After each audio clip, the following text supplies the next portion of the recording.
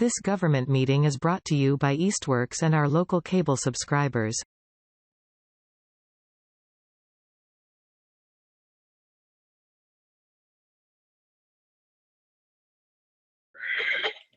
And I'm going to start this. I found it. There we go. Thank you all for coming. CPA meeting for January. First topic is the approval of the minutes of 12:15. They were in the package. Anybody have any questions? If not, I'll take a motion. Motion to approve the minutes from 12:15. Oh, second. We have a motion on the floor. Do we have any further discussion? Hearing none. Jamie, roll call. Dan, Yes. Scott, Yes. Jessica, Saying I wasn't here. John, Yes. Andy, Yes. Joe, Yes. Greg, Yes. Jay, Aye. Ken. Abstain. I wasn't here. All right. 7 in favor and 2 abstentions. You know, I'm going to jump ahead to the agenda because it's kind of ridiculous that we're going through business. And the first topic, once we get the discussion item, is welcome, Ken. Thank you. Ken, can I pronounce this right? Vecchia? Iavecchia. That's pretty close. Yeah. Is replacing Harry Schuman, which is, No one can replace, Impossible. no one can replace Yeah. Harry. but he'll do the best he can. He is the planning board member designee. Right. So thank you for coming, Ken, and we hope we don't scare you away. No. Well, just keep Jessica from asking us questions. So. Anyway, Dan, I do feel like at the same time, we should put it in the minutes to thank Harry Yes, for his absolutely. many years thank you. That's an on the excellent CPA. statement. We appreciate his efforts. And as I said to Jessica before the meeting started, Harry brought an old world history, knowing of Easthampton's history to our work. And I thought many times it was very helpful to know Absolutely. what happened in the past. And Yeah. we don't And we wanna- should recognize Thanks, his work on the Historic Commission as well. He was served on Historic Commission for years. Oh, good. Thank you. We don't have any public here, public speak, city officials. You have anything to do? So we did get the second round match from the state. Oh, do you want me to put that up? What you- Sure. Give me a second. I'm gonna share my screen. Did Harry predate you? Not what I wanted to do. Did he predate you on this committee? Yeah, he's the oldest member of the committee. I wonder what, did anybody know what year he started? Dan doesn't go back even further. I'm not further than Harry, but Dan must be about this. I'm the Oh, oldest. no, I'm now the longest serving. Greg is now the longest one, I think Harry was on the committee when I started, Yeah. which was when, 2012. so 11 years. Somebody refresh me. How do I get this bigger? You zoom it in. Yeah, I did it with my fingers. What year were you? Right. Looks like it worked though. So we had received an extra 90,523 from the 20 million that was set aside from the state budget surplus. So that brings the total for the FY22 match to 421,000. What line should we be looking at there? So you can look at that green highlighted line. Okay, there. So that's a 68.9% match. You can see the total match for all the municipalities in the state was about 84 million with an average of 43% match. So because Easthampton has adopted the 3% CPA rate, we get additional funding rounds that the other communities who have not adopted up to the 3% don't get. So that's why our match is always higher than what the state average is. Does lower match mean fewer funding rounds? Is that it, or does it work that So way? if you adopted at 3%, you get the when you scroll up a little bit, you get everyone gets the round 1 distribution, the 30. What we got is 30.3%, and if you did the up to 3%, you get the round 2 equity distribution and the round 3 surplus distribution. But any community that did not adopt at the 3% does not get those extra 2 funding rounds. And then I'm not exactly sure how it worked with the extra 20 million. I think that went to all the communities, but it was not evenly split to all the communities. You can see that we received about 15% match. Now, does this on the- include that extra money they got, the state, the 20 million? Yeah, that's the That's 90, why this went up. yes. That's the what, the 90? Oh, there it is, the 90,000. Yeah, right. Just drops down. Well, because everybody got this. So we got more money than we budgeted for. It's like the way you're. Yes. This is FY 20. This is FY 23 money that we can spend. No, it's FY 23 money At least $100,000. that we can't spend You know what I mean? because we only budgeted for 185,000 in state match. We estimated a 31% match. Yeah, it's a big difference. So, Right, yeah. So that money comes into play for next year. correct, It becomes like in the city budgeting, they call it free cash because it's excess revenue. right? So we received an extra 235,000 that we budgeted. But Because we didn't know we were didn't- gonna get that state surplus. Exactly. So we typically budget what we expect to get from the state low. And then when we get the extra money, it sits in the accounts for 6 months until the auditors certify the books and close the books for the year. And We then get next it. year, It'll that go to- money becomes It goes to something the we can it goes to spend. the undesignated. So it's kind of like, I look at it like savings. If it's excess revenue, it's like saving for next year. We can't spend it in this fiscal year, but we know it's gonna be there for next fiscal year. Right. Okay, anything else on this one? You want to talk, or any other items? I just want to point out, if I can, for Ken too, that this 70% or close to 70% match it's great. And it's like the second highest match that, if I'm reading this correctly, that we've gotten since They promised us fiscal 100%. 10. Yeah, since 13. Pass this and you'll get 100% match. So, I mean, it was only that fiscal 14 at 93% or whatever, but all these other ones are, really closer to 50% or below. So the fact that we're back up to, I guess last year was good. Yeah. Right. And so you'll, But 70% is very, right. It's where we want to be. right. And the years that we went up above 40% were the years that there was extra money from the state, the $20 million in the surplus.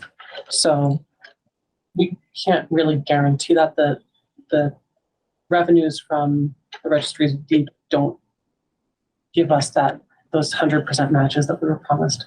So hopefully we keep having surpluses and hopefully that keeps getting. Well, given according to my CPA. friend, Mr. Peak, who's an economist who works with the state, don't count your chickens. Recession is coming. I don't know what that means. It's amazing to me to get the match because it's based on real estate and real estate is down. Yeah. But what's different is when they do sell a house, it's a lot more expensive. So isn't that kind of the balance there?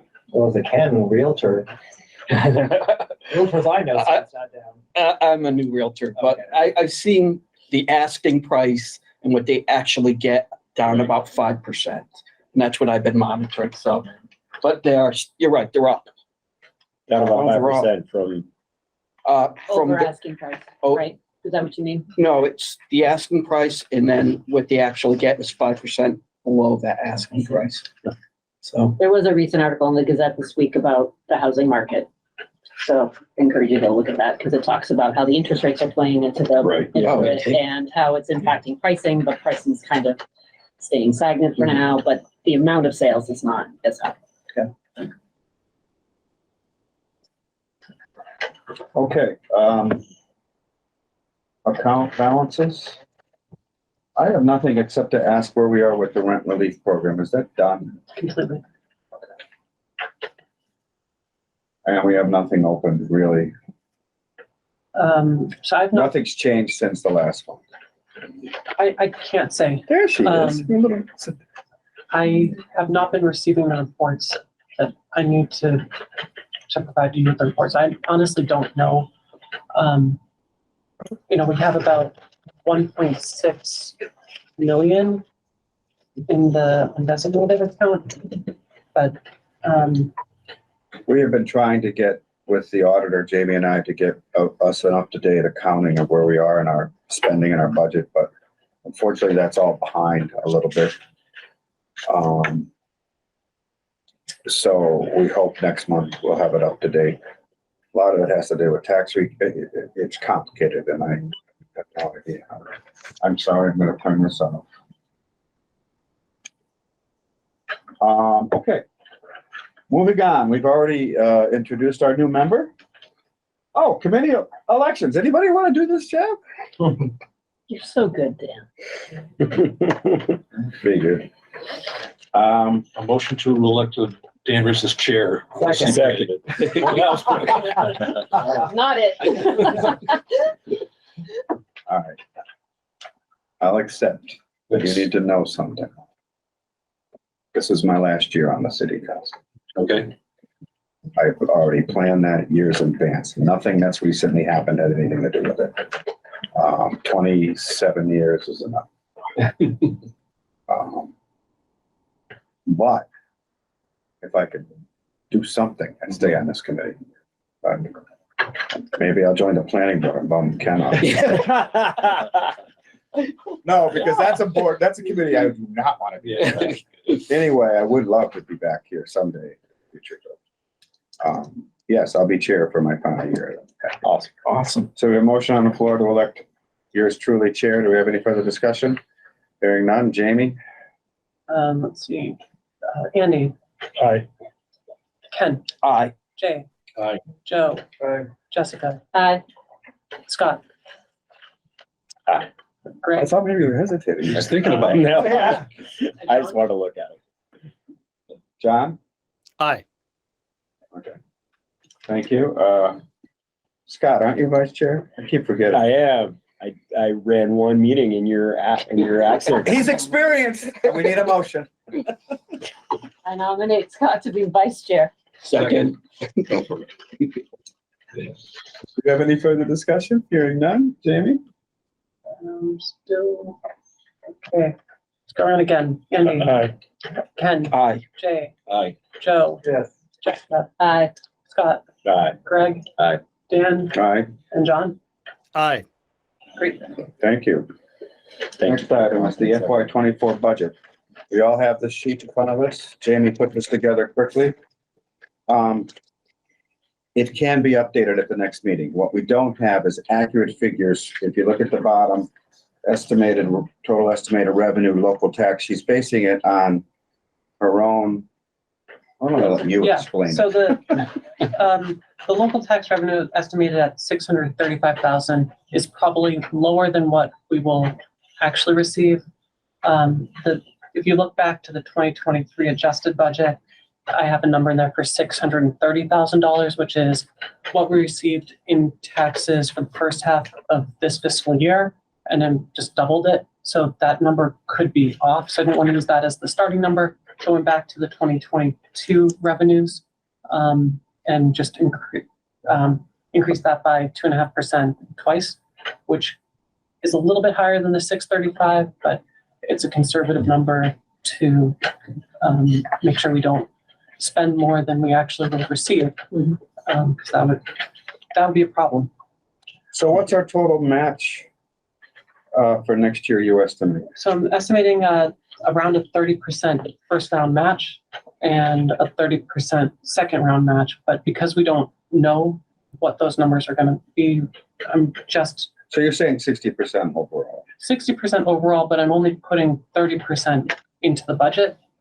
Oh, So you'll see the 635 plus the first round match, the 195 would get us to $830,000 for the budget.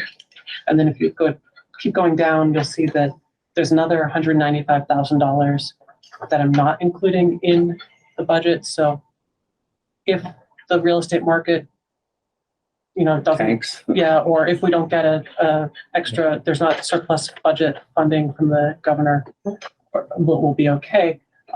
This year, when it was uncertain whether or not we would have that 20 million, what I put in for the 185 was actually, we put in for 185 and we actually got 185, 293 in that first round. So had we not received the additional 20 million, we would have been okay. I have no problem with conservatively estimating our state match. Again, we get more, we're gonna keep the money. It's not like we're losing money, it's just we don't get to spend it that next fiscal year. What's incredible to me, and I said this right at the top, is that potential total CPA revenue, 1,025,000, and that's a conservative estimate. That's incredible. And that's in 1 year. If you look at the top, Burns is interested in this, I'm sure. Line OT8 second floor construction retained city match. We're still gonna do that. When we ever get to the bonding, maybe we bond less.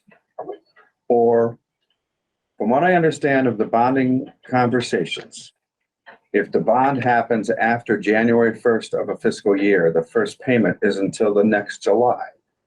So it's in the next fiscal year. So even though this becomes part of the budget, the city's budget, July 1st of this fiscal year, we may not need it to pay a bond. And we'll get to city space in a minute, but that's why we want to do that, because the less we bond, the less we pay in interest and all that. So I have no problem with that. That is it is something we would continue to do.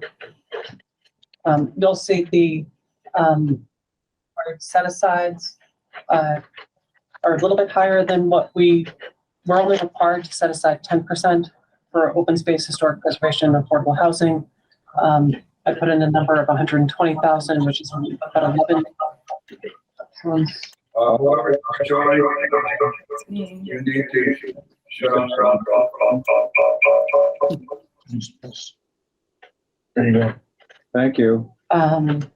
So the 120,000 is about 11.7%, which again, if we end up getting a lot more revenue, which has happened, we won't have to go back and readjust those set-asides to make the, to comply with state law. So this would allow us to go up to about 1.2 million in total revenue if we get significantly higher money from taxes, or again, if the state match comes in significantly higher than what we would expect. We allow, let's say we got a lot more revenue, we're allowed to readjust those figures. Well, we don't have to, because that revenue doesn't, like this year, we got more state match than we thought we would. So they can't penalize us for not putting in the correct proposed matches, because we didn't know we were gonna get that match, right? I've gone back and forth. The law, the CPA regulation's unclear.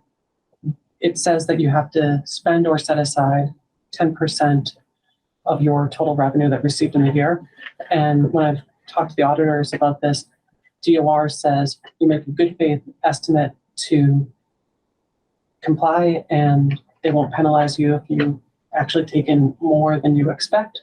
So by budgeting higher for that, we are making a good faith estimate to comply. So we shouldn't have to come back, even if we get, a little bit more than. Okay. Anybody else have any questions? What I think I want to do, what Greg to do. I do have a quick question. So just so I understand this, the balance above, if we have revenue coming in that's beyond what we budgeted, does that roll over then? Does it roll over to the next year's budget? Yeah, so at the like the number at the bottom of this sheet, does that show up?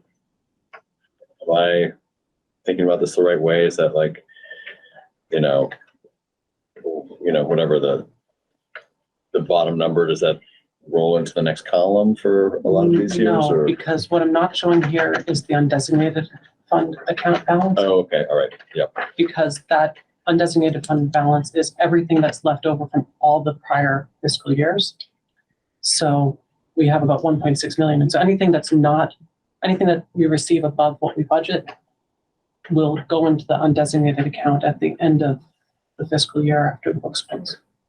We don't have to budget for it in order. We don't for have- it. exactly, We'll go that's straight it. to the undesignated account. Exactly. Okay, And similarly, like anything that's not spent in salary or expenses or the reserve fund, all of that also closes to the undesignated fund at the end of the year. Okay. So just a quick question. So, but do we typically spend our 10% from each category so that, did those ever roll over? No, the 10, those, Because they have to stay within that category, right? right. And so what I'm showing is what we're budgeting. I'm not showing what's in those accounts. Yeah. So currently, Right, I know, You now, know, yeah, so- now that you say that, I'm like, I can picture the thing. Yeah. We But typically often- spend those down first. Yeah. So if we have a historic preservation, Right. she takes the money out of that account To first. make sure that goes, yeah. and so, I mean, in the past years, we typically spend, we'll do the open space and the historic preservation and affordable housing will roll over. And the next year we'll have like a big affordable housing project and that'll bring that set asides down. And Yeah, so okay. Let's hope we do. we will. It was an We have a lot of editorial big comment. projects on that. What I wanted to Thank say is, and I forgot, what was. Unlike the city budget, the CPA is kind of separate in that city budgets, when we close out the books, if there's an extra surplus revenue or there's expenses not used, that turns into free cash. It doesn't roll over. You have to have a council appropriation to move it, like we're about to do that, into other accounts. Our funds, our excesses, our surplus revenue just goes automatically in. It doesn't need anybody else's approval. We get to spend it the next fiscal year, which is good. I mean, I don't want anybody touching the money. Anyway. Anything else, Jamie? So what I propose is, since there's some information that Jamie would like to confirm, such as our local tax revenues with the auditor and things like that, that we approve this at the next meeting, at the February meeting. Now I'll talk to the mayor. I know she wants everybody's ideas, but this is fairly straightforward for them. And they don't publish the budget till mid-April or something like that, so we should be fine. But I'd like to have better information. Don't you agree, Jamie? Sure. Okay. So we're not going to vote on this tonight. Sure. It's a draft. 2023 meeting schedule, third Thursday. Is there any change that you proposing? Why is this on the agenda? Just beginning of the year, people were like, want to move things around. There was a note on for what, December? There was something that's off, there's 1 month that's not standard. Yeah, so the December meeting, next December would be, the meeting would typically fall on December 21st, which is very close to that vacation week, so I'm proposing to move it up a week. And then July and August, you never know what people's summer vacation That's a schedule 22 meeting. look like, so. But if people wanted to decide now that we'll cancel an August meeting or a July meeting, this would be the. We just never know what people are applying and when they're applying. There's many months that we have nothing on the agenda and the meeting's canceled and it's not July. I'd rather keep the meeting in I would case just somebody keep it. has something. Yep. Because we have a process that's one meeting a month, and if it's a big project, we talk about it the first time. Yep. And then the next meeting. You might want to send Ken all the rules. Not that we follow them all the time. So they are in the CPA share folder. Okay, That link, there's, I'll review them.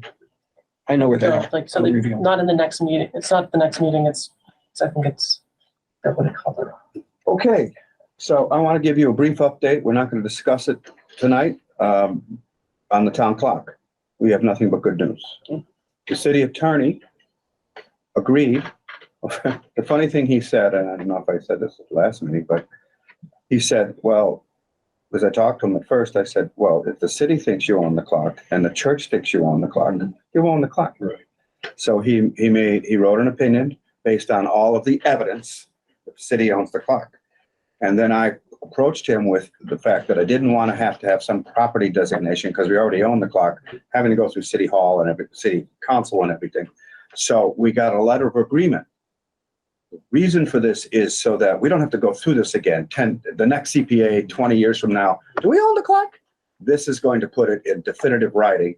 The letter of agreement is between the city and the church. What are the parts of the clock? And the city owns it, and the church agrees to it and the stipulations. It also includes a license that allows a member of the city to go in and maintain the clock, say, with a church member present. And that agreement was approved today, and I just got it, it was signed. Thank you, Greg Rowland, for helping us with that. Greg is on the board of the church. Just to go between, really, yeah. Well, I didn't know who else to talk to. Oh, is it in the deed, like, is it in their deed? Well, no, Like it like 1946, if you want. We bought the clock apparently for $4,000. Yeah. And A lot of from money. then on, there's been a repair. There was a repairman. Yeah. That was not budgeted years ago. Yeah. So, all of that happened and we decided to own the clock. Now, Okay. why do we want to own the clock? The anti-aid amendment.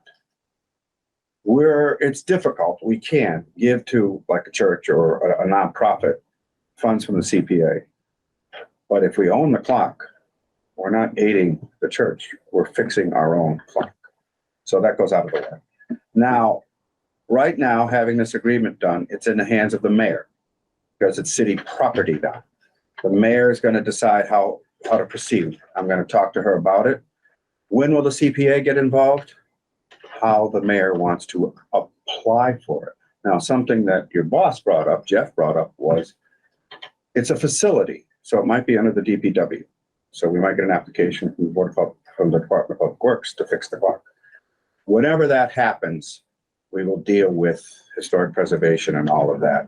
But right now, I'm going to talk to the mayor. What do we want to do next? But we wanted to wait till the agreement was signed. That just happened. Well, I don't know if you got a copy of that. I'll send it to you.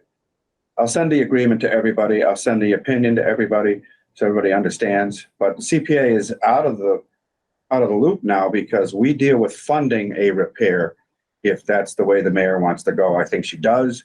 And she very much, so everybody knows this, she very much wants that clock fixed. So she's on board. So we'll see how it goes. Okay? Anybody have any questions? I mean, I'll send you all the information. Just a very quick, I'm sure it's in the agreement, but it's spelled out that it's the exterior clock and the interior mechanical workings as well. I wrote that part. I'll Okay. tell you what it is. It's the clock face Mhm. and the numerals and everything, and the clock hood on the outside. So Mhm. there's a little roof if you look at it. Mhm. The interior clock works, the mechanics, Mhm. the bell, Mhm. and any structure that is essential for the clock to function. In other words, if the bell if some structure is broken and the bell can't be used at all, even with this automatic thing that's not a big hammer, we kind of own that. So I believe that's all the elements. We don't own anything else. It's also understood that should the church, let's hope it never happens, decides to no longer exist, we could remove the clock or we own the clock. So we'd have to decide what to do with it. We being the city. Right. That's not going to happen. Right. Oh, these churches are dying. I don't know what to tell you. You're kidding, right? No, No more clock. a lot of these old New England churches, Easthampton Church is, aging, so who knows what happens a generation or Tough two time to from be in now. faith these days. I just want to be honest, No, okay. I hope not. It's Let's hope not. it's a good congregation and a good church, right in the center of town. But how things go sometimes. So that's everything on the agenda. No. Hi, Burns. Hello.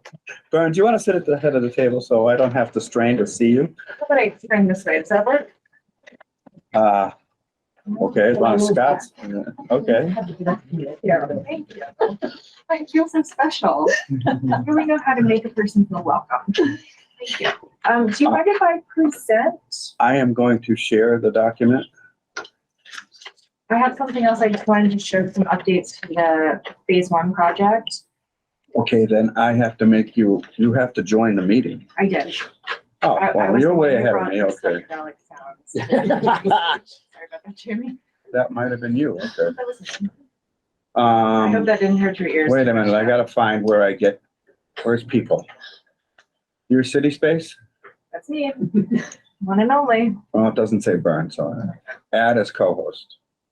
So now you can, did I do it right? Yes, now you can present. You know how to do that, right?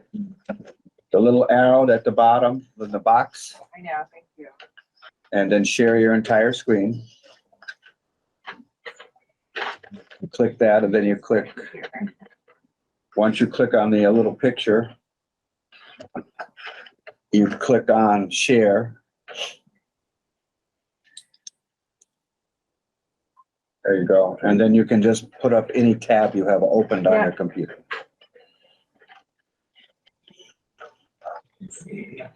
So like me, if you can make that a little bigger, that would be great. Yeah. It's a little slow. How about that? Okay, so Best you can do. So what I want to do tonight is just give you an update about the Phase 1 project. So you can see how we've been moving along. Mike Tosnick has really been, as you can see here, started off with the RFP with Lon Tierney from Coon Riddle Architect. I'm behind the cameras, whereas I like to be. And really, Mike was spearheaded the project, and this happened back in May that the RFPs were released for the project. It's about a $565,000 project, and what I call the non-sexy parts of the project, the HVAC and electrical, to really bring the building to where it needs to be for the second floor restoration. So it's really focusing on first floor electrical, HVAC, as well as just the full systems for the airflow throughout the building. Now, Mike Langers was the bidder that came in, correct? There was no bid. They acted as the general on the project. So we didn't have to hire a general contractor. Most of it was HVAC work. There was a pretty significant amount of electrical work. We relocated the transformer vault to a new location that meets current code, and that will allow us to add a larger transformer in the next phase to be able to support the building. Was that picture the transformer that currently exists, the green? That's a photograph on the left is the transformer that currently existed next to the building. Photograph on the right is the new transformer vault that is located at the site of the old jail. So for those of you that don't have a long history here, there used to be a fairly large jail building attached to the right rear corner of the old town hall. We raised it back in the late 90s because it was sliding down the hill. But we had a reputation in the valley for the worst jail because it had snakes. No one wanted to come to our jail. Kept crime down. I was gonna say, it seems like a public safety, So, Mike, there was, in the photograph on the left, there is some holes drilled in, right? Yeah, so this was a pretty significant change in the way the power is distributed from the transformer to the building. And there are currently 3 different accounts at that building. There's the building account. There's an account for T-Mobile, who has a broadcast tower in the top of the south tower. And there's a meter for the bike rack that's out front. We're preparing the building for an 800 amp service. So currently it has a 400 amp service. That requires a couple of extra conduits to be able to feed different metering. 800 amp metering is very different than conventional electrical metering, and so it required a couple of extra conduits. And also the way we distribute power in the building is going to change. In the next phase is really where the heavier equipment's going to go in to the building to be able to handle the 800 amps. But everything to prepare for that, with the exception of one control board and one major switch, has been installed. So those 2 pieces will go into the basement, and we'll be ready to distribute the power through the entire project, including the upper story. Downstairs is where most of the work happened, in the basement. And so, it's not very visible except for the heaters that are upstairs. So we took out a 1 million BTU steam boiler. That was what was on the right. Yeah, exactly. That boiler actually came from this building in the late 90s.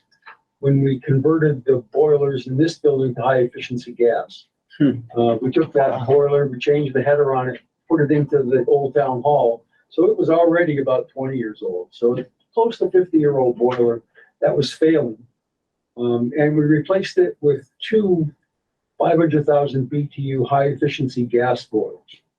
We only needed one for this phase of the project. We need both for the final project.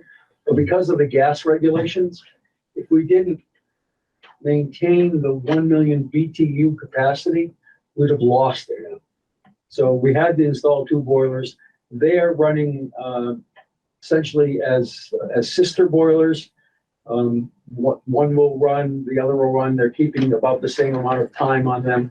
And they go to a heat exchanger, which was that large bunch of pipes that Burns showed in a previous photograph. That silver thing in the middle on the right-hand side is essentially a heat exchanger. So there's large piping coming from boiler circulation pumps, goes through the heat exchanger. There are distribution circulation pumps from that feed the rest of the building. Both pumps are installed. Only one is needed at this time. The second pump will feed the second floor, the final phase. So essentially, we've installed all of the necessary infrastructure to support the full project. In addition to that, we did a lot of HVAC work on the first floor to put heat in all the rooms and to eliminate all the steam boilers and replace them with high efficiency European style radiators. So it keeps a similar feel about what the heat distribution looks like, but they run much more efficient and they don't bang nearly as much. And we also have I don't have a photograph, but we have GE electrical. There are heat pumps. Yeah. There are heat pumps in the 4 primary rooms that will improve the efficiency of air conditioning. So those rooms all had window air conditioners in them, which are notoriously inefficient. And also allows us to utilize electricity on the shoulder seasons, which these days is less expensive than natural gas. You're talking splits, is that what you mean? Yeah. Okay. Excellent. Before we move any further, is there anything else you want to add? Okay. So that, if we sort of think back to the fall, when we had a previous conversation about the CPA, we talked about going to Cumberland Architects to get an updated cost estimate, and which they did. And the project as a whole, this is a little cut off here. So,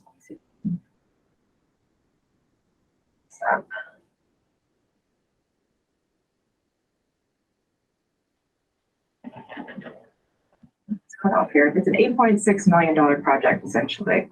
And we started off at a $6.9 million project.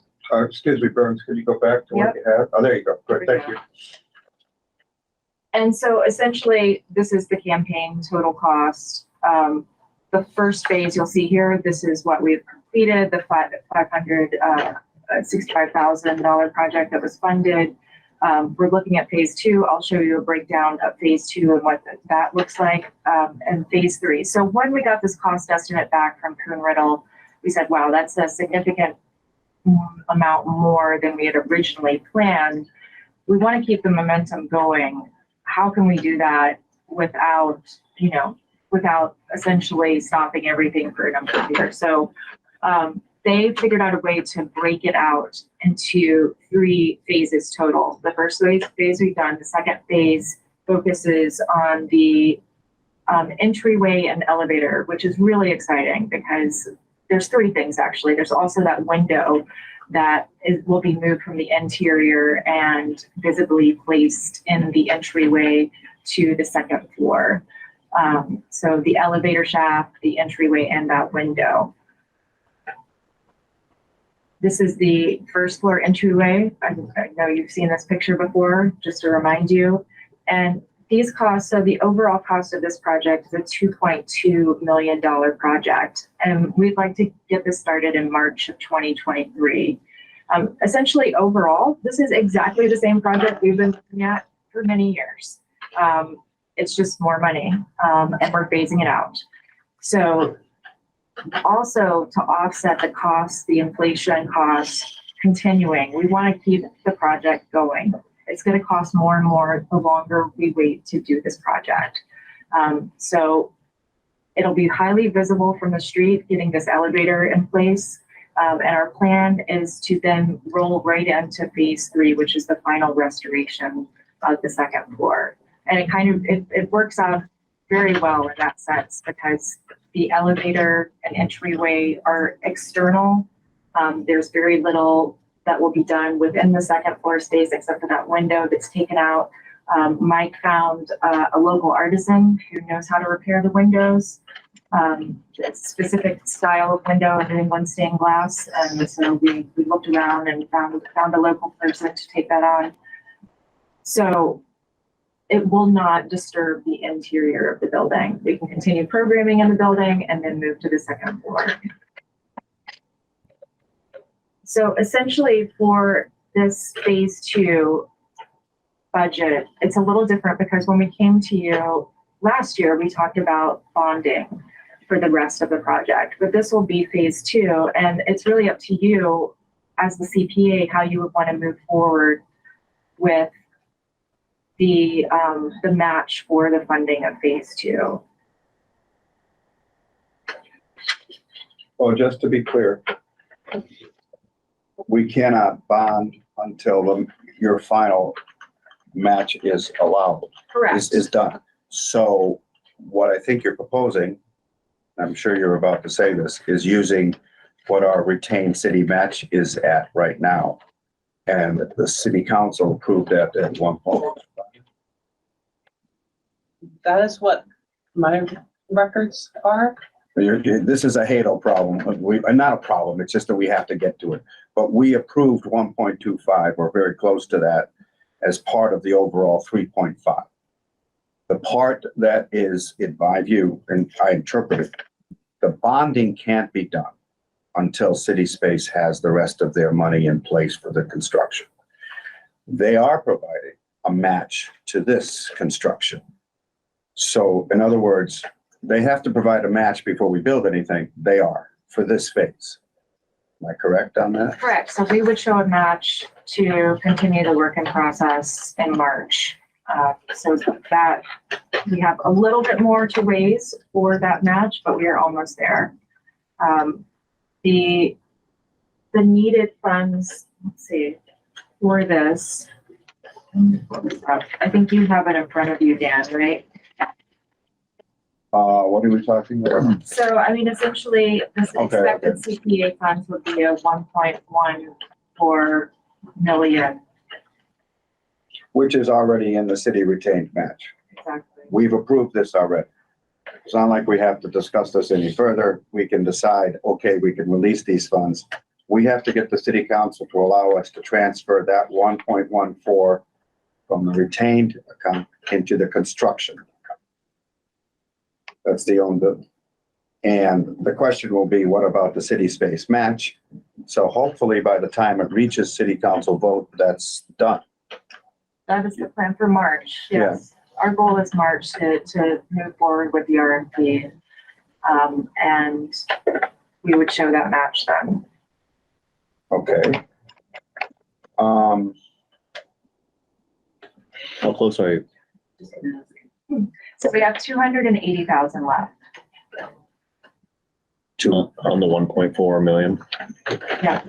1.14. So 1.14. Okay. So I have just again, thinking of precedent with other projects, do we always require a 1-to-1 match? No, right? So in this case, is there a reason why we wouldn't want to release the full reserve of the 1.25 if that makes up for their shortage? I don't know what the gap difference is, but if we were to release the full amount, it shrinks their gap and they'd be able to move. Well, they still have 180,000 to do. Am I correct in my math there? It would certainly make it a lot easier to move forward with it. I don't have a problem with Jessica's proposal. I mean, it's a matter of city council understanding that they are providing their I don't think everybody agrees, Dan. At this table, so I think it's open for let me just discussion. finish. Yeah. As long as city council and the mayor and everybody understands, this has nothing to do with the bonding. The bonding can't happen until the final dollars that City Space needs to raise are in place. But this can happen because we have dollars set aside. From my point of view, having a visible construction in this elevator there will help propel this donations, propel getting more money, because you're actually doing something that people can see. Absolutely. That's just my opinion. Absolutely. And people that we've talked to said this is the right way to go. Okay. There are other projects within the region that have waited and waited and are still continuing to, gather inflation costs for their projects. And we don't want to do that. We want to keep this project going. We also looked at, so traditionally speaking, breaking projects into phases costs more for mobilization. You're bringing contractors in multiple times. In this instance, inflation is much higher than that cost. And also the kind of construction work and the kind of prime contractors are different in all three of these phases. So this was primarily an HVAC project. Upstairs is going to have so phase 3 will have HVAC, but it's going to be a much smaller part of the project. So there'll be a big general contractor for that. Phase 2 is primarily a building construction project. It's building an elevator shaft. That's the prime work. And so even though we're mobilizing different kinds of construction crews each time. And so we don't see the mobilization cost as exceeding, first of all, we don't see it as exceeding current inflation anyway, but we don't see it as adding price to the project. And no matter when you get to phase 3, you always need that elevator. We've had a long conversation about what makes the most sense in which phase. Getting access to the second floor is going to be an amazing thing. It'll access actually all elevations in the building. It'll have a ground level entrance, half stop to the first floor, half stop to the basement, full stop to the second floor, another full stop to the balcony. So ADA accessibility. Completely.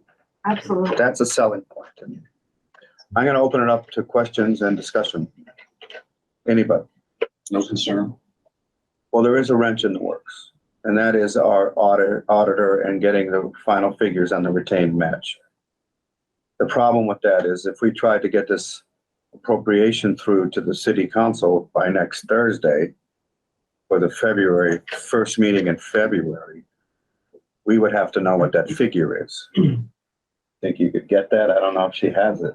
Well, so to be clear, what happened, the CPA voted last year to put aside $250,000 into the retained city match.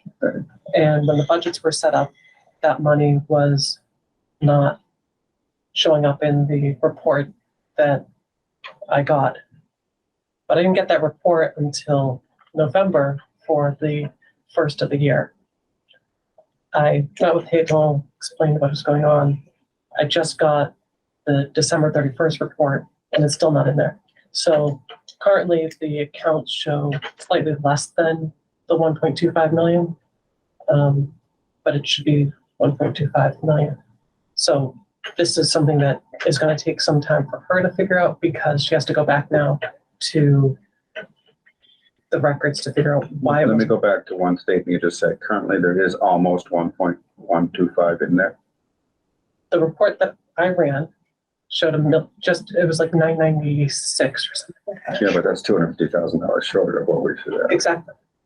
So, Okay, so that's a wrench in the works. So let's do another timeline. Second meeting in February for the city council. It gives Jamie 3 weeks to get Hadel to agree that there's 1.125 in there.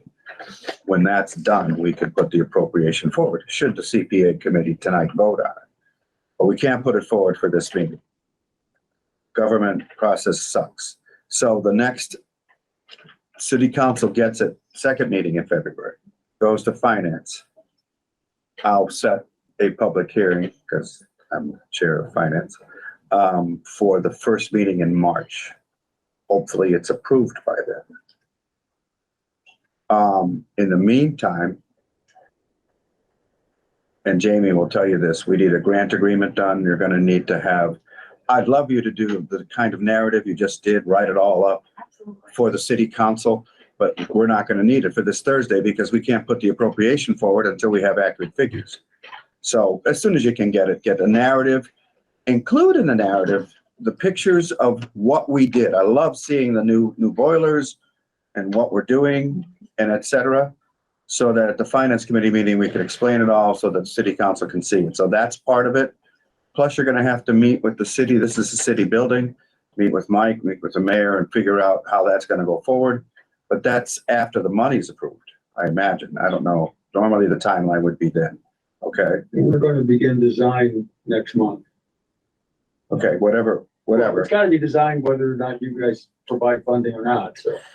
Okay, Scott. Just so, in thinking about it in phases and thinking of funding instead of, this phase being not bonded, but saying, here's $1.25 million. If, and I fully support the whole project, I want to see the whole project happen. If phase 3 never happens, what are we, like, what do we have? We have, like, what is this access on the second, but like, I guess what I'm trying to say is I want to be able to defend, yes, I think this is worth spending. If phase 3 was not to happen, I want to feel like this is worth defending for what it is. And I guess what's up there now, like what could be envisioned? Does that make, you get what I'm trying to It's a bridge to nowhere. get at? Yeah, I mean, like, I don't want to, like, right. Yeah, I wanna- kind of look at it as we're gonna, you're asking me, they're looking at, I look at this project as if I build it, they will come. That's how I look at But it. what if they don't? What if they don't? And so like what, That's my. If I may. So right now, in order, if we had an elevator, the work that would have to be done to make the second floor usable without consulting the building department and the architect, in my opinion, is extension of the fire suppression system, the sprinkler system, installation of fire alarms, the strobes, and restrooms. The plumbing is already upstairs for restrooms. There were 2 single restrooms. I don't even know if that would be a code issue because there are ample restrooms in the building, just not on that floor. Right. But code would require us to bring the remainder of the sprinkler system to that floor. All the risers are in, all the feeds are in. What's not in are the laterals. So that it would be a relatively modest project. I wouldn't be able to give you an estimate, but, and then fire alarm, phase 2 is going to put in the new alarm controller. So right now we've maxed out the ability of the fire alarm in that building. And so it needs to be down, essentially, so we can have more circuits. We're going to do that in phase 2. So it would really mean just wiring and installing the necessary devices in the room, and extending the sprinkler system. And if we didn't need restrooms, that would be the extent of it. The building, that floor would be useful. right, so then it would be, I mean, It would be not what the it is. theater, it wouldn't be it wouldn't be the goal. Capacity for use of the space with that fire safety features in. Because the HVAC is done in there. There is no heat on that floor. What I'm saying is you put in There's a boiler. We could, so if put in radiation. worst comes to worst and we wanted to do what you just said and make the room usable until we could get phase 3 done, you would have to do something for HVAC, wouldn't you? So I There guess- hasn't been heat in that building in my lifetime on the second floor. Yeah, but I'm just So, asking, wouldn't you have to? I believe you'd probably have to put in radiation if you wanted to use it in the winter. I don't know if it would be useful to use in the summer, given the heat. And it would be a waste of money, I think, to put in an air conditioning system in the building, in that room until we redevelop the room. But the intention is to go to phase 3 and to build it, and they will come. I will tell you, we at City Space, with the CPA support, restored the first floor blue room. We have had over 100 inquiries in less than a year, over 75 performances in the space. We have communities of all shapes and sizes coming in and out I from understand what you're saying. Springfield up to Turner's Falls. So I think it's a no-brainer that that space will be used when we get it. But you're still a couple $100,000 short of hitting a match for that. We believe in you and this project. Yes. I don't think that's the question. I think there's, we're on the potential cusp of a recession, that the future is unknown. I think it's just a valid question to consider what happens if we fund phase 2 and then phase 3 takes longer, right? Absolutely. And what I'm hearing is that the upstairs is essentially, without the fire code and so forth, it's off limits until that small amount of work can be done to make it usable, right? I think it's a great idea to break it into phases. I think what you've done is fantastic, and I think it moves the project forward. So I just want to congratulate you on doing that. I think this was the right approach, but there is a risk involved in, doing phase 2, and what's the timeline for phase 3, either for fundraising or for costs, or, there's just a lot of uncertainty in the economy, and I think people are thinking about it. Sure. There's also that building, ever since I have been here and before, there have been attempts to try to put in an elevator. And it has yet to be done. And this would be a big feat for that building and to move it forward for accessibility. And it's the city committing to its own building. Yes. And the future of this building. And I just want the committee to hear that. I think it's important. If we really think this is a community building over the long run, I do think this is an important, commitment to make. So I think we're heading in the right direction. I just wanted to, sort of echo Scott's concern about what happens with. There's always risk, funding. but we don't progress in this country without taking some risk. And in this case, in the city. But I want to say, from a political point of view, we can point at something physical that has been done. And that, to me, will really spur action at the state level, especially, to get more money to City Space. I think it's a hugely visible thing that we can point at. Look we're doing this. We need a little more here. And also, it helps with private donation. So I think it's the right way to go. Is there a risk that we may have an empty space for 2 or 3, 5 years? I don't care if it's 5 years. If it gets done, I don't think so. I think with City Space's history, you ran into something you didn't expect, and a huge inflationary issue. But that doesn't mean you guys aren't as passionate about it as you always were. And I think that speaks to you getting it done. It may take a little longer. And I think you recognize that. You wanted to start building phase 3. Phase 2 was the whole thing this year. Now you know you can't. But it's better to work with reality than, if you didn't get this new estimate from Kuhn Riddle, you'd be guessing. And you can't proceed that way. You have to know what you're up against. And I will have to say that amount, even though it's much more money, it is not as much as we've seen other projects within the region rise. You see projects go from 4 to 12 million, to 21 million, and Look at the Amherst School. absolutely. So, we feel really confident in the cost estimator, and also with the phase 1 project, we really have those RFPs come in very close to what we had originally estimated, which is just unheard of right now. So, we feel like we have a good team. Mike is just so wonderful at overseeing this project. Kuhn Riddle really gets it. We have so many great, fabulous people on our board that are looking at all of the aspects of the project. So I think that, we are on the right trajectory, but we want to make this next step happen. Now, I will say that our hope for the phase 3 is to really galvanize state funding.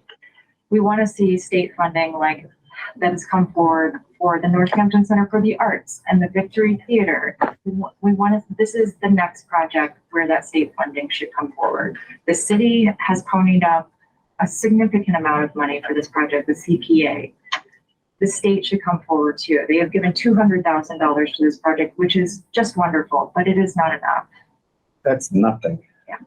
Sorry. I just have a couple questions. What's the construction timeline for phase two? Like how many months? 12 to 18. Okay. I'm thinking on the longer side. We'll probably go out to bid in late April, May. Have bid openings, hopefully award a contract by the end of June. Get somebody started this summer. I think that the earthwork will move pretty quickly. But I don't know about lead time on the elevator. You know, it's an odd elevator. It's going to have a door on at 90 degrees, not at 180. So it's not a walkthrough, not a single door. So that's going to have to be custom. So I think there'll be some lead time in that. It's going to be 2.5 months or so just to get the window redone. But right here at the Paragon building on Pleasant Street, great expertise. So I'm going to visit him tomorrow. I'm very happy you got a local person, Mike. That's fantastic.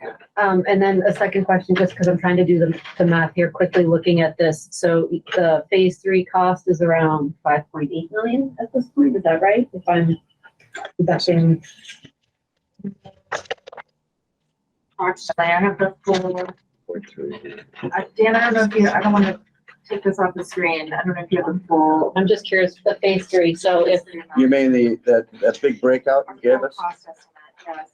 Can I'm you, just trying to figure out have what to your stop guess is sharing. for fundraising and see, you know, what the phase three is, using the remainder of the CPA money, and then how much you have left to fundraise or go to the state. Yeah. It's like 5.6, 4.7. For the full, for phase three, right.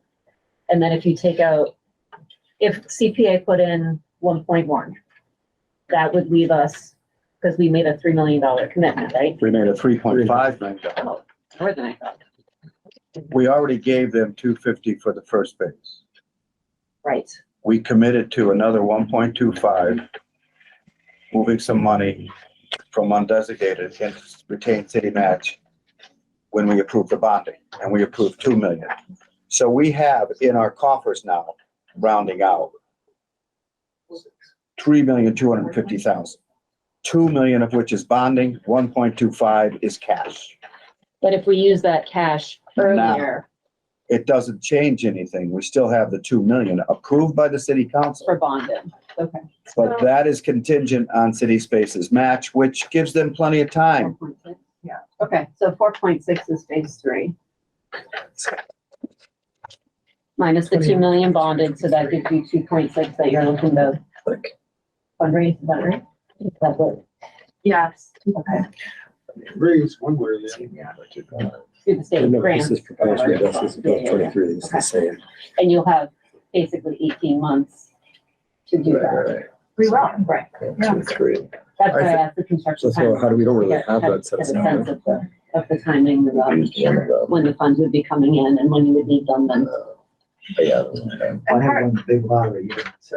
Yeah, what if I hit it? We went up there. I don't think this. Yeah, So, and so just to give you an idea of what does our fundraising look like? We have a capital campaign team that we've established this year. It includes Allison Keller, who's a local resident who's donated to the campaign and said, I want to be a part of this. Tara Brewster, who is a community relations manager at Greenfield Savings Bank, is right on board with this project. Carol Abbey Smith is part of the campaign, part of the City Space Board, as am I. We are meeting with people several times a week to show the building. We're reaching out to major donors constantly, and we are selling this project all the time. So when we look for those donors, that's how we're doing it. And it really is just one-on-one cultivation, and that's fundraising one-on-one.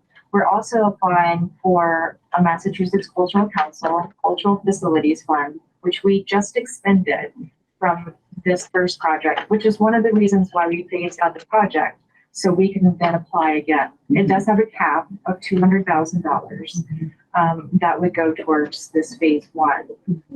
So that funding would then be replenished essentially. Any ARPA funds that you can try to, We're looking into that. snag? Yeah. Those funds have to be closed and like they have to be dedicated and on their way out of their accounts by the end of 2024 and completely closed out by 2026. So the train is kind of leaving the station now. Is the time to, isn't that how the Victory Theater, didn't they get a slug of that? They did, Yeah. they did. That was, They also got $2 million from their city. well, that was through ARPA funding, Okay. but through the city. We don't, the city doesn't have that much, this city doesn't have that much ARPA funding, We know that, and we have plenty of places for it. but the state has. I'm talking Yeah. wastewater treatment plants, things like that. Anyway, Scott, Couple quick things. Yeah. The exterior where there's the current netting, Yeah. would that be part of phase two? Do you know the history of that? I mean, I remember we voted on it, I mean, but like, Briefly, so when we took on a long-term lease with the city, we assessed the building as a whole. We took a 44-year lease with the city and we found out that there was brownstone and limestone deteriorating. Right. It's a $1 million project, and the part of this project is the 3-phase project for the second floor performing arts and community space is feasibly able to get mass historic credits. We've retained $550,000 so far, so we apply each month as the price of this project increases. They said we should get about 700, 800,000. It should increase now. So that will go directly back into the facade of the building. We won't earn those credits until the project is done. Until this project. And so when the project's completed, we'll then be able to sell those credits to a taxable entity for hopefully 90 or 93 cents on a dollar if we're lucky. And that'll give us cash. But even if we get 90 cents on a dollar, if we end up with, $900,000 worth of credits, hopefully we'll end up with $800,000 in cash. I guess I'm sorry if I didn't quite get when would that work occur to fix the facade? I guess what I'm looking at is like, do we want to, I think it might be a bad look for us to spend over $1 million, but not have that part fixed. Where it's visibly like, oh, you spent all this money on the elevator, but that part's still. That is not part of the second floor restoration project. So that has nothing, there's nothing to do with this. Completely That's separate. building. So who- It sounds like that wouldn't get fixed until the tax credits come in at the end of At phase the two end and of- phase at the end of phase 3. A few years down the road, Scott. Yeah. Well, it's unfortunate, but that's the funding model that they have. Historic tax credits take time to get. Right. It is, Well, in some ways that actually is, that's sort of more defensible, right? That it's like, we need to we have this for the facade. We need to make this keep this project going so we can. so that we can fix that. Like, that's how to That's a answer great that, point. right? I mean, then it'd be like, yes, we want to fix that. And we have a way that is very financially feasible to do that. And we need to get there. So, Sure. and you said that it was a 44, right? 44. And I want to echo what Greg said too, that like, my question is just to understand it further and to know, right? And I think, especially because it's a lease of a city building, the city owns the building. To say, look, as a city, we're investing in making this city building accessible for everybody in our city, and we're lucky enough to have leased this to partners that are working to be able to fundraise to make all this happen. I think this is a really fortunate place to be. So It's thank really, you. really great. I don't see a budget in here for the project manager, and I think that's fantastic. Enough to pay him. Thank you. Yeah. Well, he's managed a school and a few other projects, so, safety complex, yep, you know what. renovation of this building. Sorry, one more point, but one more question I had, which was In the budget. when we talk about, so last thing, we talk about 1.25 retained. I'm looking at this budget, at least that bottom line, and Jamie, this is probably a question for you. because two of those columns are 2023. So essentially those are the same, right? I mean, it's proposed and adjusted, but they only count once.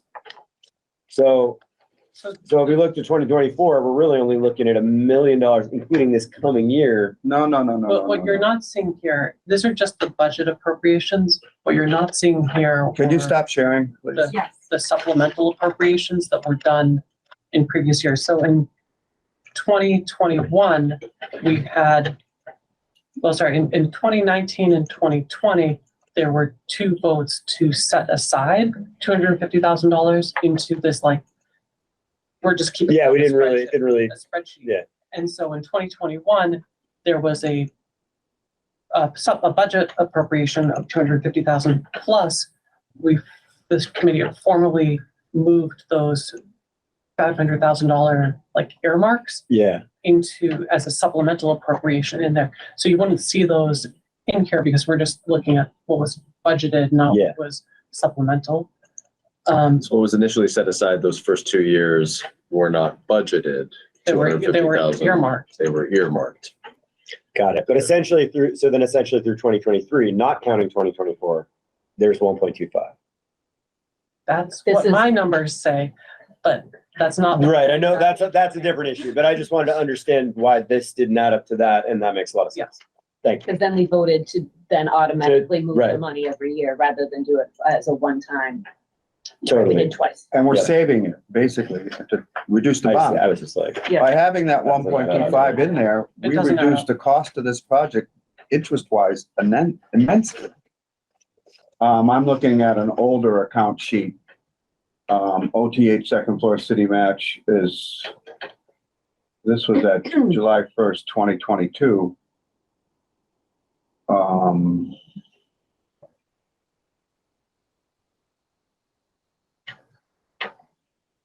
I'm sorry, it's not telling me what I wanted to tell me, so forget what I just said. We gotta get the accounts. That's all there is to it. As soon as we can, I'll provide it to you, but, Great. let's review.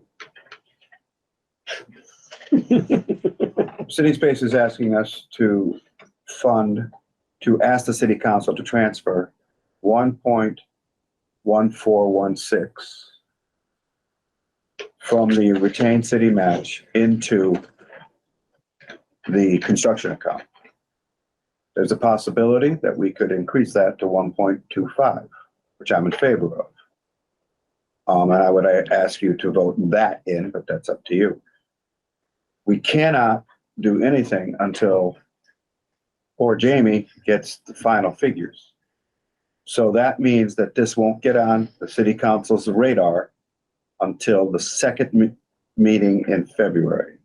Because the first meeting in February's packet has to be in by next Thursday. So we're looking at 3 weeks, but that gives Jamie time to get the accounts up to date, and I'll write Hadel and say, we really need to know. And it should be 1.25. I don't know why. Yeah, and She's got a lot on her plate though, so, well, and that's the problem is that I haven't been able to get okay. time because she's dealing with bigger issues of like free cash. Yes, free cash. Don't want to talk about free cash right now. Anyway, so there's 2 votes tonight. Do we want to increase it to 1.25? Number one. Number two, do we want to allow this to move forward to the city council? Well, I think we need those numbers before we can vote on a dollar amount. If we don't have 1.25 because the auditor thinks we only have 1.1, why vote? You know, That would delay the project a whole month. Because we can't, we don't. I thought we were, okay. We could vote 1.146 tonight.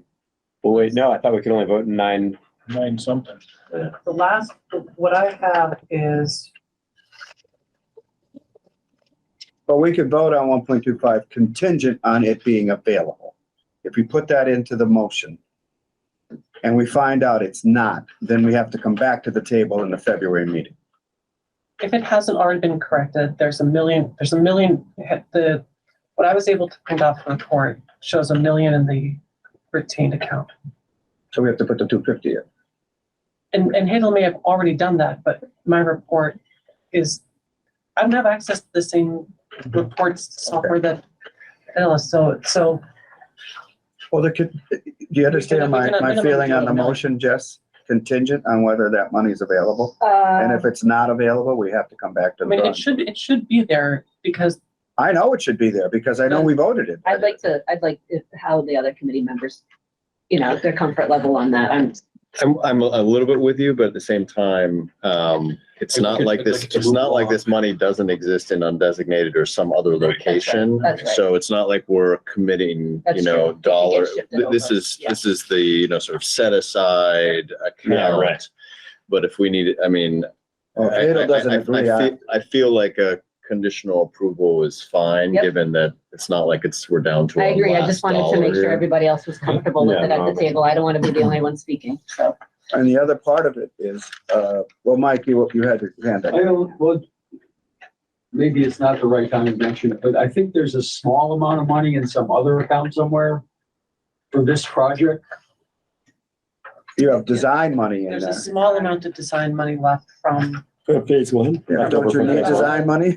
We spent design money out of the construction money. So maybe I should just work with Jamie to see how we can access that. Well, you shouldn't have to. Let's put it that way, okay? I'm pretty confident that I can convince Hadel, wait a minute, Hadel, I voted on it. I put it forward. There's 250 missing here. And I'm pretty confident that Jamie's right. It's gonna be there.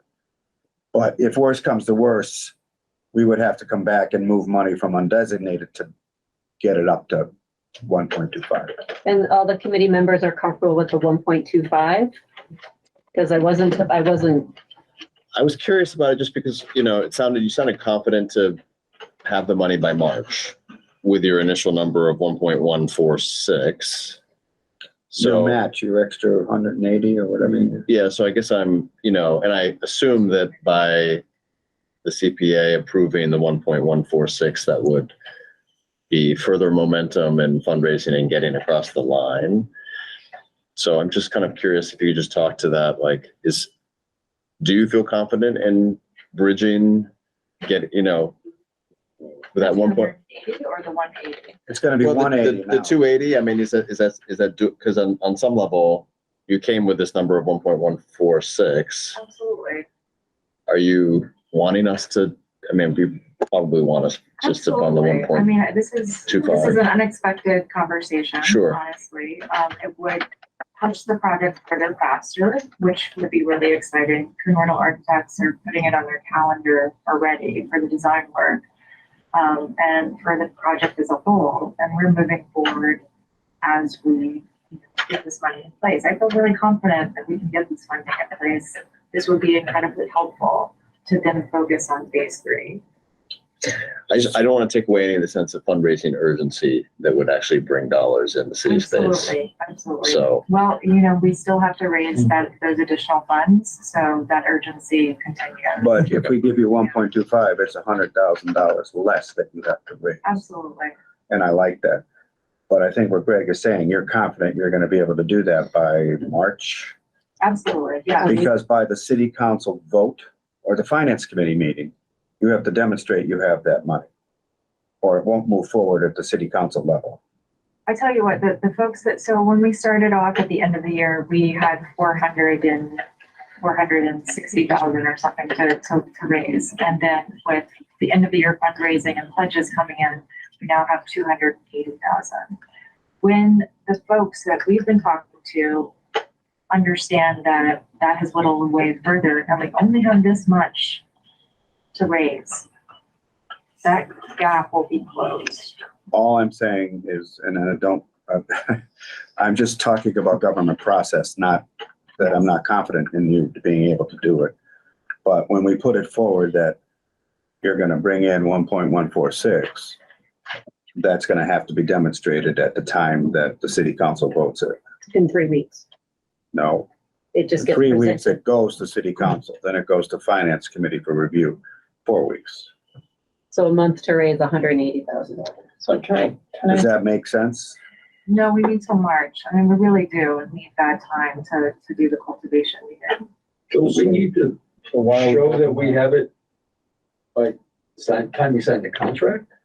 I'm not sure how this will work. I'm just trying to anticipate naysayer questions. They don't have the 1.146. How do we vote it?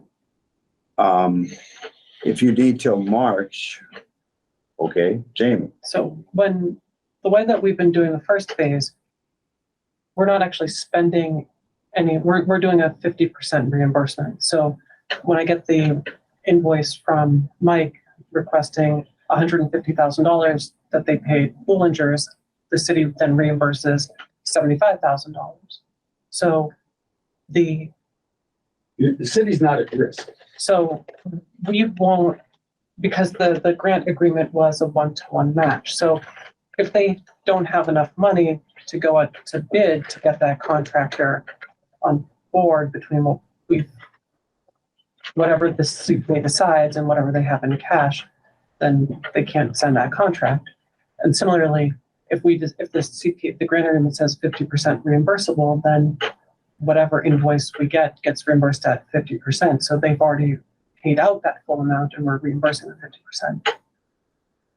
50%. So, and that's at some point in the future. So if you go out to bid in April and you have your contractor on board, you're not getting your first invoice maybe till May or June before the city's actually putting any. I think I understand. Good when you don't have the money. Well, no, I think I've made a mistake here. I think what Jamie is saying is they can't sign a contract until they have all their money in place. Correct. Right. And therefore, if we agree to give them 1.25 and the council approves it, you still can't sign a contract until you have your money. Absolutely. So the city's not at risk. No, the members of the board of directors are personally at risk if we sign a contract without funds to back it up. City's not at any risk. What? You can still go out to bid, right? Yes. You can still go out to bid, you just can't, We have, formalize the contract. we have sufficient We got one liquidity in to March pay then. for the It's design gonna work take 3 months or a month for the. Yeah, and they the don't, cost of bidding. To But show we you. can't execute a contract with a contractor unless we have sufficient funds, which are going to be what you have, what the city's provided us, plus what's in the bank. okay. I'm convinced. I'm okay with this process. I'm not sure how procurement, the mayor and all that will deal with it, but I think that's convincing. The city's not at risk because of the contract. I think that's the case. But it does have to go through the city's, it's a city property, so it has to go that way. But that's a little far down the road. Once Well, we get no, the it's the same process we just used. money. Okay, It's a chapter 149 project. We have to go out to bid that There you go. way. Mike essentially supervised the level of detail in our paperwork. That's about what the city did. and that makes me City's feel, not a party to the contract. okay, so they're not at risk. The city's just watching to make sure that we follow the. And that's Mike. law. That's That's- Mike. Mike is the procurement officer for the city effective. It's always Michael. And so, okay, We've got the process down already. There'll be a few more filed sub bids on this project than there were on the one we're just finishing now, but it's all gonna go out to bid the same way. I'm pretty comfortable that we have all the paperwork squared away, but all of that gets reviewed by the procurement officer, as we put it out. so just to review, the city's not at risk. A contract can't be signed until City Space has the funds in place to match the money that we're giving them. So if we give them 1.25, whatever else you need to sign the contract, 1.146 or whatever else it is, it can't go forward until you have the money in place. So we're safe in saying we'll give you 1.25. I think that's fair. Do you agree with that, Greg? Totally. Yeah, and the city's funds Greg, aren't you're my even money man, so- expended by the city until we've already paid the contract. So you're coming in at the backfill money that we've already expended. Does anybody else have any concerns? Because I'm okay with this. You okay with this? To clarify, if CPA votes to move the 1.25 million to retained, to construction. from the retained to construction. The city space comes in with whatever you need to, what do you need to get to the It's a little less than one, 2.29. So, whatever that is. Who knows, bids could come in low. right, I could. But is the city still only reimbursing at 1-to-1? Or No, is it's the not, city because we're reimbursing giving at, more like- than they need for the full We'll have to construction. recalculate a percentage. Because the final project was what, 2.29? And now we're giving 1.25, so your match is less. So it's like, You might be giving us 52%. Okay. We can calculate that once we know what the numbers are. That one-to-one match in the initial grant agreement, but Right, I mean, and that's still in, the grant Nonetheless. agreement that went through city council. yeah, we have to have a grant agreement done after, and then the grant agreement comes after the city council vote to move this money. Right, so typically we do the project funding agreement, which goes to council, which just sort of outlines what Okay, was yeah. discussed, and then the grant agreement itself will be needed, so that way the city can formally contract with city space for that. Yeah, that's always, this grant agreement is always necessary for major projects. can't you just do a quick amendment to it?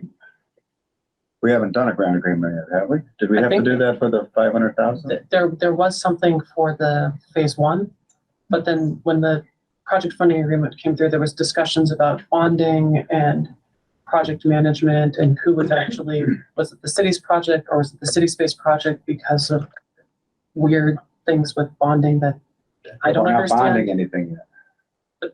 Right, so, Oh, is that why we needed the one-to-one, was because of the bonding aspect of it? bonding came from CPA. I don't know who brought that up, From 1-to-1. the one-to-one. The one-to-one, sorry. One, I think we should just do what you asked to begin But with. that was for phase one. It's been all. So it sounds like we need a new grant agreement for phase two. It would We just be need a new grant. 54%. Okay. You need your numbers. What was it, 50? 54. So we're giving 54, they have to do 46. Geez, my math is good still. You should be chair. Scott, shut up, because anytime you're on the job. I'm okay with this, process-wise. As soon as you can, a narrative to Jamie, I did send one today. and then Didn't see it. I'll check. if you could update it to include phase one, what you've done, because I think that's impressive. It's in there, yeah. Oh, it's in there? Okay. Yeah, but I'll have imagery with it. Okay, and secondly, a project funding agreement needs to be signed to move this. You just said that? Yes. We wanted, does the committee want to review that before? The only thing in that project funding agreement is contingent on 1.25 being available.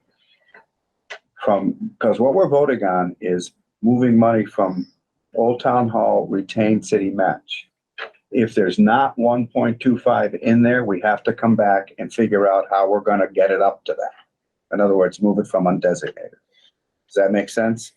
So it could wait until the next meeting.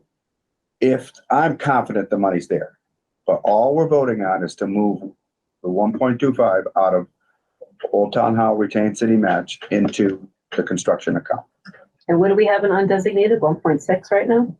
something like that. If my report's ever.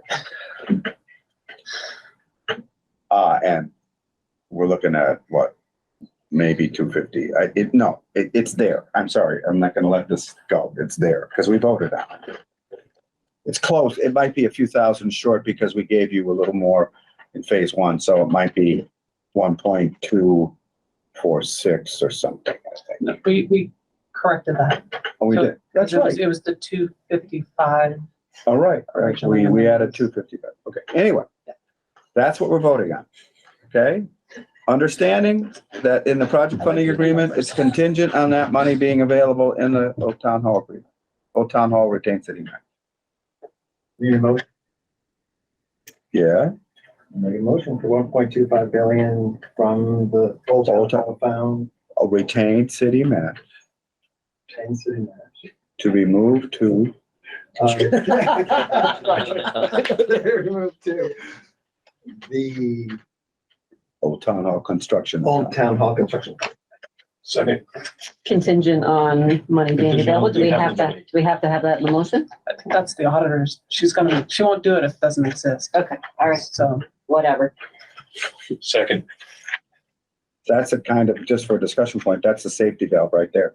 If it's not there, she's not gonna do it, so it has to come back to us. she won't sign off on the transfer. Got it. As well, she shouldn't. Oh. The money's not there. We don't want an It auditor. is a good policy, actually. All right, so we have a motion on the floor. Further discussion? Hearing none. Jamie? Andy, Yes. Ken, Yes. Jay, Yes. Joe, Yes. Jessica, Yes. Scott, Yes. Greg, Yes. Dan, My name is Dan. Yes. John. Aye. All right. All right. So, a little bit of work for you guys. There will be some things to sign. We can do it digitally still, I think so. Right. Okay? Okay. Nothing else on the agenda. Next meeting is February 16th. We will meet because I know the clock will be on that agenda. Because I gotta meet with the mayor between now and then and see where she wants to go with this, okay? And we need to put on the budget. Oh, yeah, we have to do a final vote on the budget. Because Jamie's gonna knock on Hadel's door every day until she gets the answer. Motion to adjourn? Anything else? Now we have to vote on the budget, don't we? Oh, no. Oh, for the next We're meeting. not voting Next on it. meeting. Second. The motion to adjourn, all in favor, Jamie? Oh, we can't do that. Oh, because of John, it's John's fault. Andy, No, I mean, yes. Ken, Yes. Jay, Yes. Joe, Yes. Jessica, Yes. Scott, Yes. Greg, Yes. Joe, Dan, and John. John. Aye. So long, eh? Awesome. All right, Thank thank you. Thanks. Hey, John? Oh, you left. This government meeting is brought to you by Eastworks and our local cable subscribers.